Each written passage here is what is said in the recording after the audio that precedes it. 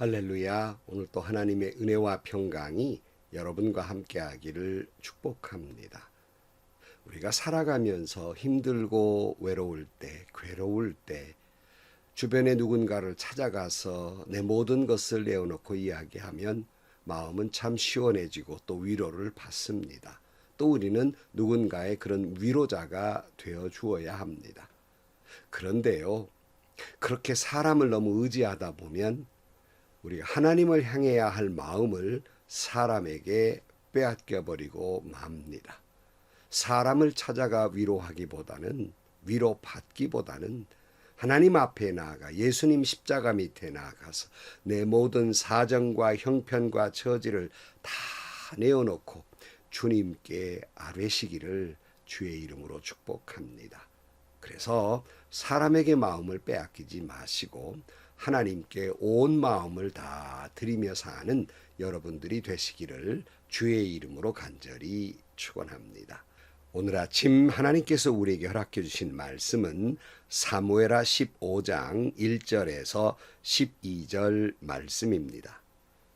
그 뒤에 압살롬은 자기가 탈 수레와 말 여러匹를 마련하고 호위병도 50명이나 거느렸다.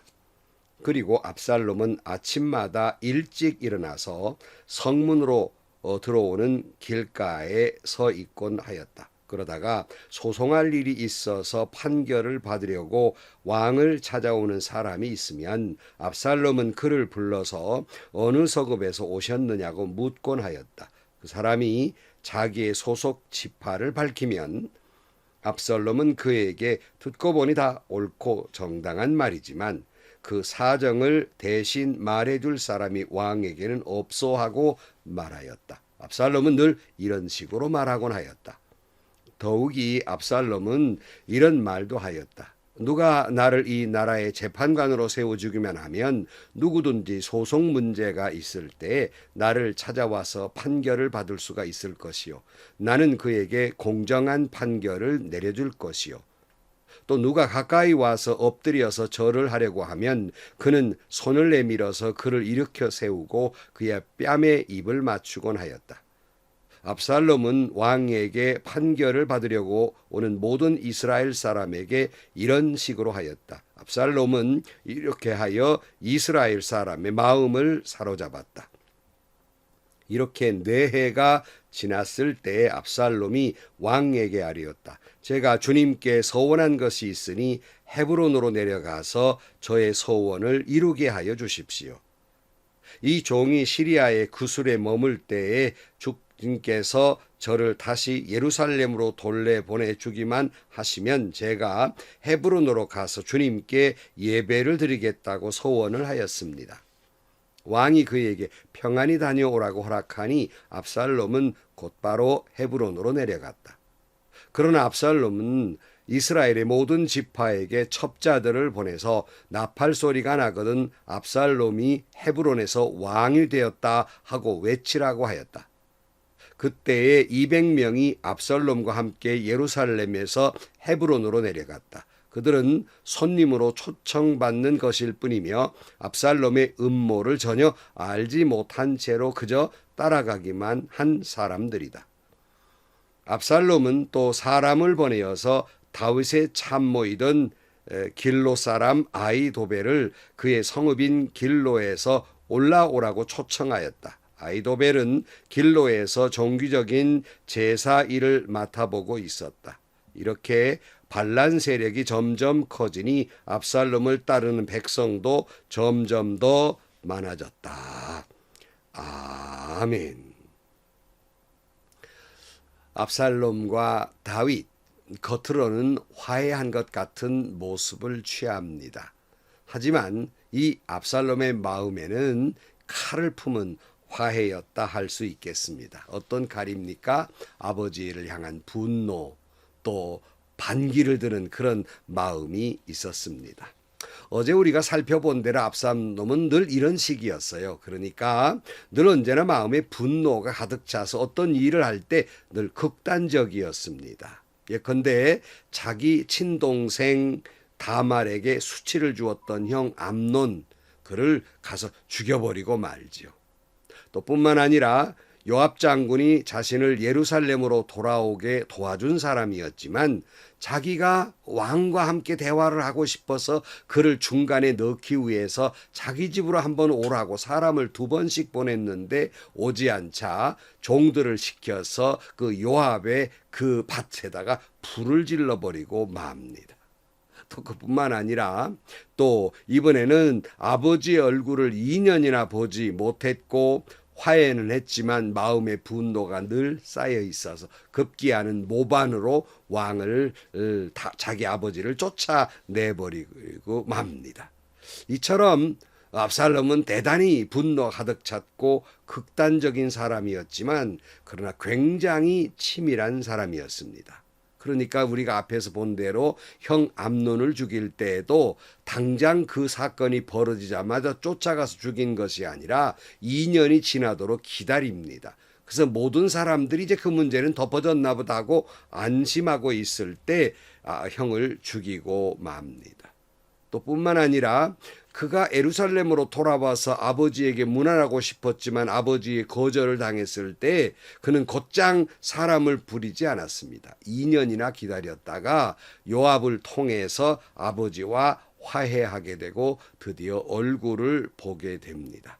그러나 그는 여전히 그 마음에 칼을 품었기 때문에 모반할 계획을 세웁니다. 그 뒤 어떻게 됐지요? 무려 4년을 기다립니다.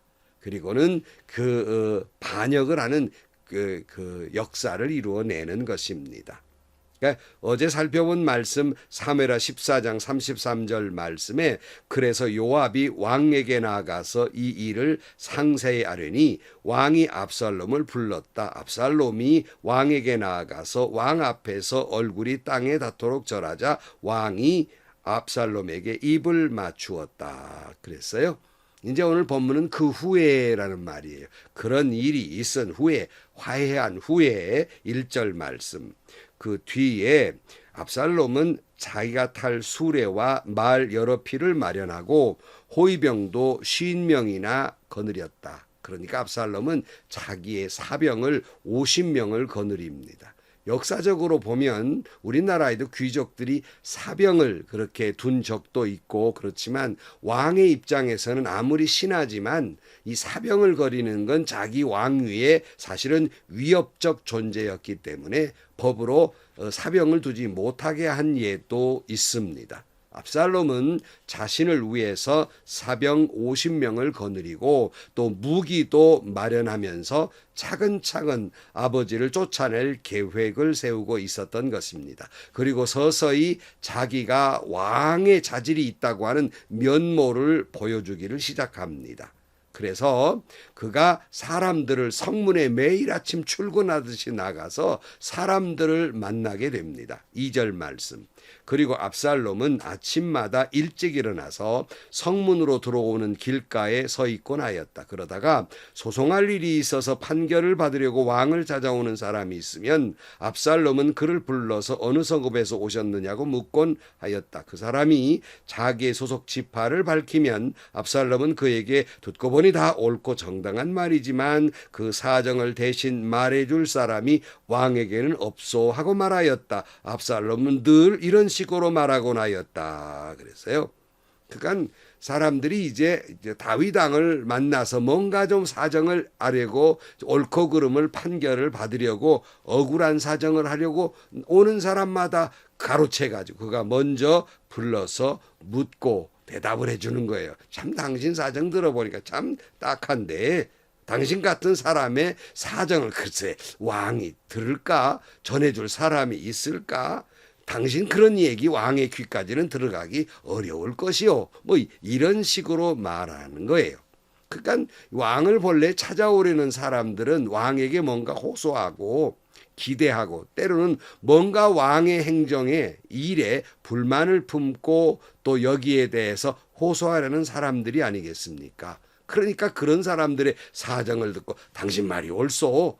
그런데 당신 그런 말 왕이 들을 기나 하겠소? 하고 거기다 부채질을 하는 겁니다. 그래가지고는 자기 사람을 만들어가는 거예요. 그리고는 슬그머니 이렇게 말합니다. 4절 말씀. 더욱이 압살롬은 이런 말도 하였다. 누가 나를 이 나라의 재판관으로 세워주기만 하면 누구든지 소송 문제가 있을 때 나를 찾아와서 판결을 받을 수가 있을 것이요. 나는 그에게 공정한 판결을 내려줄 것이요. 그랬어요. 그러니까 자기를 재판관으로 세워주면 뭐 왕이 되면 뭐 이런 말이에요. 그러니까 당신 같은 사람 억울한 일이나 문제를 다 해결해 주었을 텐데 내가 만약 왕이 되면 공정한 판결을 해줄 사람이 될 텐데 자기야말로 왕이 될 사람이다. 이런 식으로 자꾸 사람들의 마음속에 자기의 그 왕으로서의 면모를 심어주게 됩니다. 5절 말씀 또 누가 가까이 와서 엎드려서 절을 하려고 하면 그는 손을 내밀어서 그를 일으켜 세우고 그의 뺨에 입을 맞추곤 하였다. 압살롬은 왕에게 판결을 받으려 오는 모든 이스라엘 사람에게 이런 식으로 하였다. 압살롬은 이렇게 하여 이스라엘 사람의 마음을 사로잡았다. 누가 자기한테 절하면 얼른 쫓아가서 일으켜 세우고 겸손한 모습으로 그의 그 뺨에 입을 맞추며 유대인들의 인사법이죠. 뭐 그러면서 그에게 잘 대우를 합니다. 그래서 사람의 마음을 훔치는 거예요. 의도적인 거지요. 자연스러운 게 아니에요. 사랑하는 성도 여러분, 그래서 누군가가 나의 말을 들어주고 내 편이 되어주면 참 우리에게는 큰 위안이 됩니다. 그렇지만 때로는 압살롬 같은 어떤 의도를 가지고 함정이 있을 때가 있어요. 들어주는 척, 위로하는 척, 내 편이 되어주는 척 하면서 자기 사람으로 만들어가는 속셈이 있다는 거예요. 자기 세를 구축하려고 하는 속셈을 품고 은큼한 생각을 하고 있다는 것입니다. 교회 안에서도 조심해야 돼요. 그래서 어느 목사님 참 훌륭하고 존경할 만한 분인데 이분이 다른 건 다 허용한 딱 한 가지 허용하지 않는 것이 있다고 합니다. 그것은 끼리끼리 뭉치는 거예요. 누가 끼리끼리 뭉쳤다 하면 쫓아가서 다 해산시키고 만다는 거예요. 왜 그랬을까? 여러분, 목동들은 양이 있는 가운데 염소를 늘 둔다고 그래요. 양은 자꾸 뭉치는 성격이 있거든요. 그러니까 그 염소는 또 뭉치는 모습을 놔두지를 못하고 들이받아서 양을 흩어지게 만드는 거예요. 양들이 뭉치면 자꾸 넘어지기도 하고 다치기도 하고 문제가 발생하고 또 그렇게 풀을 뜯으면 끝까지 다 뜯어버려 가지고 다시는 그 들판에 풀이 나질 않아요. 그러니까 흩어버리게 만드는 겁니다. 이처럼 이렇게 너무 교회가 끼리끼리 뭉치면 안 되는 거예요. 그러니까 물론 나오고 친절한 사람을 가까이 하려는 것은 사람들의 본성과도 같습니다. 그러나 그런 분들끼리 너무 자기들끼리 모이면 패거리가 됩니다. 이런 걸 일부러 피해야 돼요. 왜냐하면 여러분들 좋은 사람들끼리 모여있는 건 좋지요. 그러나 거기에 못 낀 사람들은 소외감을 느끼는 거예요. 그러니까 또 반대쪽에 자기들끼리 또 뭉쳐서 패거리를 만들고 패거리들끼리 싸움이 일어나는 거예요. 교회는 그래서는 안 되는 겁니다. 뭐 교회 안에 뭐 여러분 서울 같은 데 보면 영남패 같은 교회에서요 호남패 이러고 나눕니다. 뭐 다투는 교회는 뭐 목사님패 장로님패 이러고 패거리 싸움을 합니다. 또 어떤 의견에 찬동하는 패 반대하는 사람들을 색출해 가지고 곤란하게 만들곤 합니다. 이 무슨 짓들입니까? 이거 교회 아닙니다. 그건 교회 아니에요. 교회 안에서 서로 사랑하고 친절한 건 매우 좋은 일인데 그렇다고 나를 사랑하는 사람만 사랑하는 것은 그저 악한 사람도 할 줄 아는 거예요. 그래서는 안 되는 거예요. 패거리를 만들어서는 안 되는 겁니다. 사랑하는 성도 여러분, 그래서 힘들고 억울하고 괴로운 사정을 사람에게 말하기보다는 십자가 밑에 내어놓고 하나님께 다 아뢰시기를 축복합니다. 너무 사람을 의지해서 하나님께 마음을 두어야 할 사람이 사람에게 마음을 두고 교회에도 하나님을 보고 교회를 나가는 게 아니라 사람에게 마음을 두고 교회를 나가는 사람이 있어요. 사람에게 내 마음을 도적질 당한다는 말씀입니다. 압살롬은 이런 짓을 무려 4년간을 계속합니다. 그래서 다윗 왕으로부터 백성들의 마음을 훔쳐서 자기 사람으로 만드는 것입니다. 그리고는 어느 정도 이게 됐다. 자기 사람이 아버지를 따른 사람보다 많게 됐다. 그러니까 아버지에게 헤브론으로 가서 예배를 드리겠노라고 요청을 해요. 7절 말씀. 이렇게 4해가 지났을 때에 압살롬이 왕에게 아뢰었다. 제가 주님께 서원한 것이 있으니 헤브론으로 내려가서 저의 서원을 이루게 하여 주십시오. 이 종이 시리아의 구술에 머물 때 주님께서 저를 다시 예루살렘으로 보내주시기만 하시면 제가 헤브론으로 가서 주님께 예배를 드리겠다고 서원을 하였습니다. 왕이 그에게 평안히 다녀오라고 허락하니 압살롬은 곧바로 헤브론으로 내려갔다. 여기 또 하나님 팔이 신앙을 팔아먹는 짓을 하고 있는 거예요. 서원대로 하나님께 예배 드리겠다는 거예요. 서원했다는데 아버지가 이걸 의심할 수가 있겠습니까? 막을 수가 있겠습니까? 하나님을 팔고 모반하고 이런 반역을 할 계획을 하나님의 이름을 팔아서 이 노릇을 하고 있는 겁니다. 자, 그러자 10절 말씀. 그러나 압살롬은 이스라엘의 모든 지파에게 첩자들을 보내서 나팔 소리가 나거든 압살롬이 헤브론에서 왕이 되었다 하고 외치라고 하였다. 그때에 200명이 압살롬과 함께 예루살렘에서 헤브론으로 내려갔다. 그들은 손님으로 초청받은 것일 뿐이며 압살롬의 음모를 전혀 알지 못한 채로 그저 따라가기만 한 사람들이다. 압살롬은 또 사람을 보내어서 다윗의 참모이던 길로 사람 아이도벨을 그의 성읍인 길로에서 올라오라고 초청하였다. 아이도벨은 길로에서 정규적인 제사 일을 맡아보고 있었다. 이렇게 반란 세력이 점점 커지니 압살롬을 따르는 백성도 점점 더 많아졌다. 자, 여러분, 압살롬이 반역의 기치를 든 것이 왜 하필이면 헤브론이었을까? 바로 이 헤브론은 다윗이 예루살렘으로 수도를 옮기기 전에 수도였어요. 그러니까 헤브론 사람들은 배신감이 있었죠. 그러니까 옛날 수도였거든요. 그러니까 거기로 가서 그들 마음도 산 거예요. 또 거기다가 200명을 초청을 합니다. 이들은 아무 영문도 없이 이게 압살롬이 부른 대로 갔지만 사실은 어찌 보면 볼모로 잡혀 있기도 하고 그 모아놓고 위협을 가하는 모습이기도 한 것이에요. 유력한 사람, 시시한 사람을 데려간 게 아니에요. 아주 유력한 사람 이스라엘에서 200명을 모아놓은 거예요. 거기다가 아이도벨을 그의 수장으로 드리게 됩니다. 자, 그럼 왜 필이면 아이도벨일까? 아이도벨은 또 누구일까? 아이도벨은 다윗이 죽인 우리아의 그 아내 밧세바의 아버지였습니다. 그러니까 다윗의 장인이었죠. 근데 이 아이도벨은 왜 다윗을 배반했을까? 아마 지금 자기 딸 밧세바가 왕의 아내로 드리긴 했지만 첫 번째 사위를 죽였다고 하는 그 분노, 이런 그의 그 못된 것에 대한 아마 분노가 있었는 것 같습니다. 그러니까 배신을 하게 되지요. 그런 사람을 긁어 모으는 거예요. 그런 사람들의 마음을 훔친 겁니다. 다 계획적으로. 그래서 자신이 왕이라고 헤브론에서 왕이 됐다 하고 선포를 시키고 모반을 승리하게 됩니다. 오늘 이게 이 얘기예요. 사랑하는 성도 여러분, 이 압살롬은 여러 가지 그 궁리를 하고 잔꾀를 부리고 모함을 하고 위협을 해서 사람의 마음을 훔치게 됩니다. 자꾸 그 사람에게 이야기하고 사람의 마음을 자꾸 빼앗기면 하나님을 향한 마음을 잃고 마는 것입니다. 여러분, 그리고 사람의 마음을 훔치려 들지 말고 내가 하나님께 마음을 둘 때 사람들은 내게 마음을 주게 되어 있는 겁니다. 오늘도 여러분의 마음을 하나님께 두고 사시기를 주의 이름으로 축복합니다. 기도하시겠습니다. 하나님 아버지, 때로는 우리는 사람의 마음을 의지하기도 하고 또 사람의 마음을 훔치기 위해서 또 권모와 술수를 부리기도 합니다.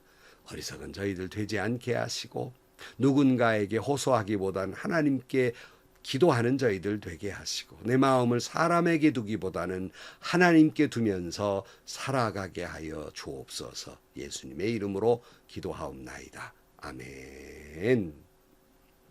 여러분 힘들 때 주변에 누군가에게 말을 하면 참 속은 참 시원하지요. 하지만 그 사람에게 마음을 다 뺏기고 눈에 보이는 사람을 의지하다 보면 하나님을 의지하지 않게 돼요. 그래서 여러분 사람에게 가서 뭐 구구절절 이야기하는 것 썩 좋지 않습니다. 다 하나님 앞에 내놓고 기도하시고 하나님의 마음을 사는 하나님의 마음에 합한 여러분들이 되시기를 주의 이름으로 축복합니다. 행복하시고요. 좋은 일이 가득한 하루가 되시기를 주님의 이름으로 간절히 축원합니다.